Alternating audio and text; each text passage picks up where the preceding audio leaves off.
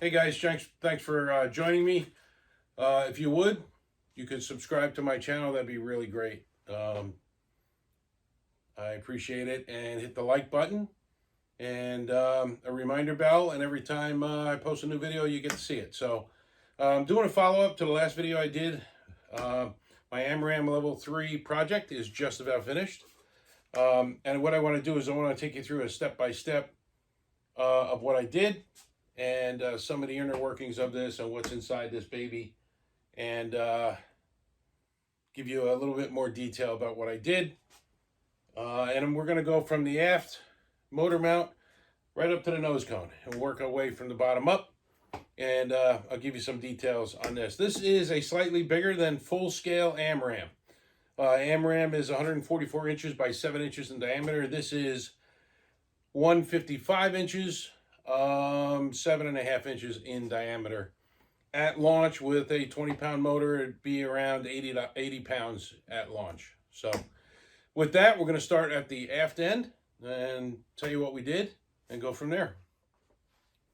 Okay, starting on the aft end here, this mount is a 98 millimeter mount. And right now I have a 75 millimeter adapter in here, but we will be flying this on an M motor, 1930, I believe an M1939. So we'll fill this whole 4-inch here. Don't know if you can see, but I have this great motor mount. Has these bolts around here. I'm going to show you a couple of pictures as we talk, and you'll see how I got this mounted on the motor mount. These two bolts here are actually all threads that run the length of the rocket up to the top of the bulkhead. The reason for that is it holds everything together. In the event that we have a CATO or something else happens, it also holds it together under recovery. So these two bolts have an all thread that go all the way up through the top of the rocket, or at least the top of the booster section, to help keep everything together. Once the motor's in place, we lock it in with that. This is a great motor mount or mount holder. All right, on the rear of the rocket, these are 1/4 inch G10 fiberglass fins. I know that was a little overkill and actually added a lot of weight to the back end, but these are really sturdy. These go through the wall, mount to the motor mount. The centering rings are below and above, and also 2 more centering rings as we go up the rocket. This is phenolic tubing, and what I did is instead of glassing, I put inside tubes to double layer the tubes on the inside to make it much stronger. So the phenolic tubing gets a little extra strength when you have another double tool. So it's almost like a double-walled body tube. If you notice how smooth this is, it took a lot of work. And again, I'll show you a couple of pictures coming up shortly. We used body putty and filled all the spirals. It took a lot of time, a lot of sanding and primer, sand, primer, sand, primer. So that's that part here. And again, this is as we work our way up to the upper booster. Now, something extremely important, if you can see this little red mark here, this is my center of pressure based on RockSim. And up here is my center of gravity. And what we did was, the center of pressure was figured out on a computer. Center of gravity was the old-fashioned way, right? Find the balancing point of the rocket. We want to make sure that this thing is stable. With these upper fins here, that pushes the center of pressure up the rocket because of the upper fins. So we had to make sure that we have enough balance to make sure this thing flies up, straight, and true.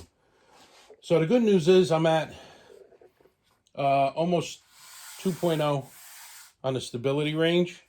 And once I get parachutes and everything in the front end, this center of gravity should move up another inch or so. So plenty of distance between the center of pressure, center of gravity. We should be more than stable. Now, making our way up to the upper fins here, couple things you might notice. There's an extra tube here overlaying on top of the tube, the main tube here. And before I go too far up the rocket here, you notice these screws here. This rocket is designed to come apart for transport, okay?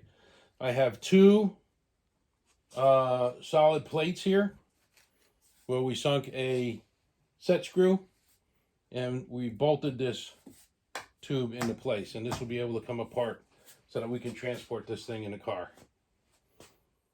But on these, what I did was I put this extra tube wrap, so to speak, over the tube for a couple of reasons. One, it helped prevent zippering from the shock cords on the edges here. This makes the edge much stronger, but it also gave me areas to insert these upper fins for a little extra strength, because they don't go through the tube, they're mounted on the surface, and we got to make sure that these things don't break. So that helped to get a nice little groove to be able to match it in there. And then, of course, with the heavy duty fillets, makes this pretty strong. Okay. Now, as we make our way up the rocket here, a couple things. Inside here, and again, I'm going to flash some pictures over for you. There are two AC3, I believe they're called AC3 altimeters, and for redundancy.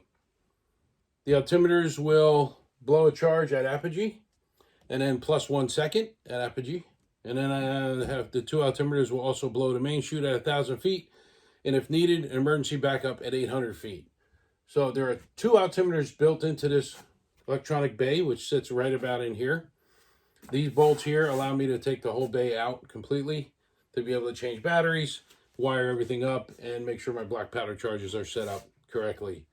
So inside we have the two altimeters for backup, and these are the holes to turn them on. I recessed the rotary switches inside the rocket and just marked them with some rubber washers. No big deal. Over here, I got another altimeter. This is the Jolly Logic altimeter. I like this one because it does give a lot of detail. Easy to use with the computer. It gives you your thrust curves, your G-forces, and the distance that, height of the rocket itself. So essentially, there's three altimeters on here. Two of them are functioning for the recovery of the rocket, and then this one gives me a little bit more data on the actual flight. These remove before flights are actually functional.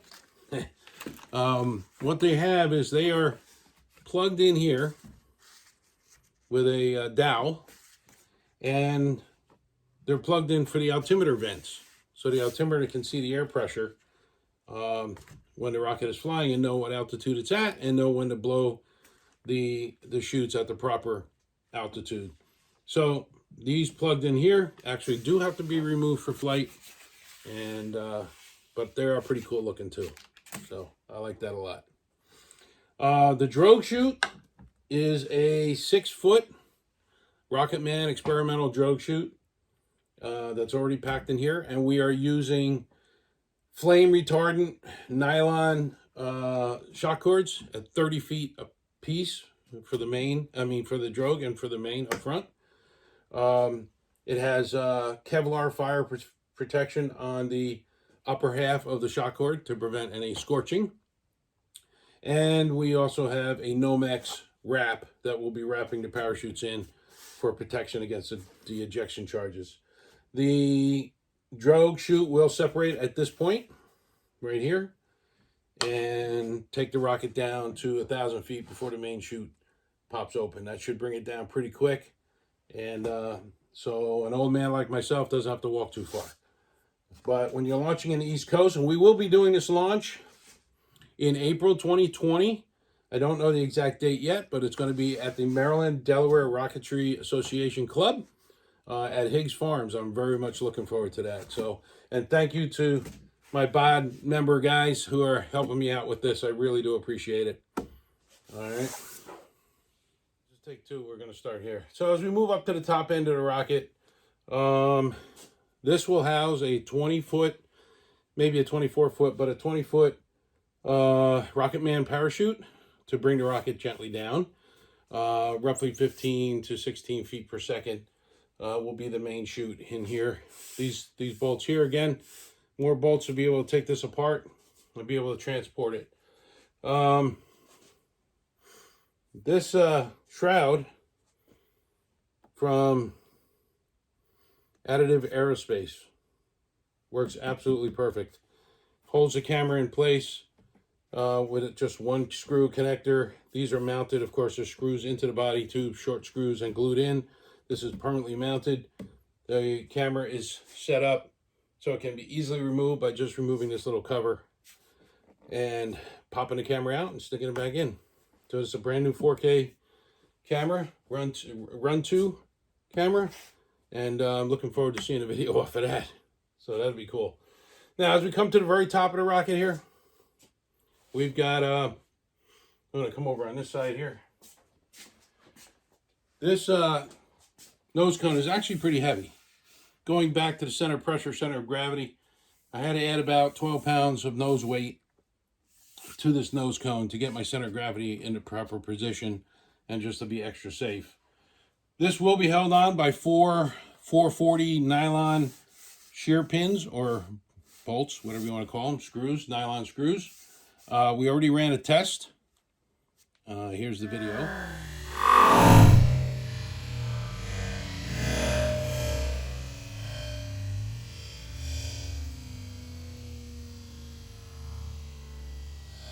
Good. Again, the chute will be connected directly on here.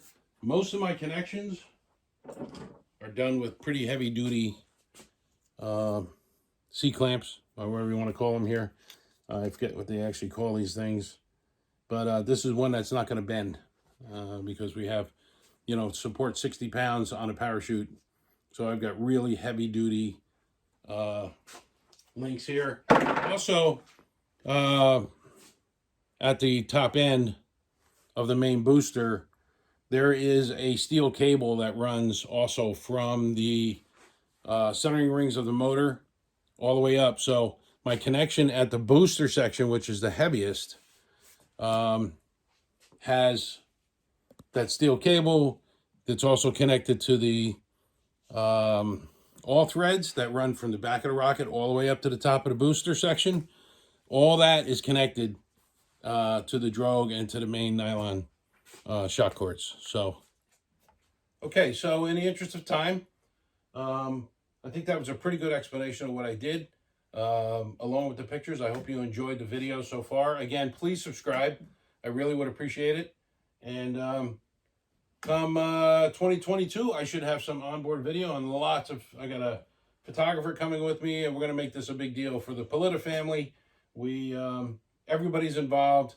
A lot of these parts came from Christmas presents for my kids and my wife, and I know they're going to chip in for motors and different things like that too. So I'm really looking forward to flying this thing. I'm getting anxious. I don't sleep very well at night just thinking about it, but it's going to be cool. I've waited a long time for my level 3 certification. I was certified level 2 with this missile up above me here back in 1996. 97. I've been flying a long time. I got certified level 1 at Culpeper, Virginia, way back in 94. So it's been a long journey. I've been doing rockets for a long time. Had a long time lull in there after 9/11, but I'm back and looking forward to getting to level 3. So again, thanks for your time, guys. Hit that subscribe button, hit that like button, and hope you enjoyed the video. You got any questions? Just leave me a comment. I'll be happy to answer. Have a great day. See yous.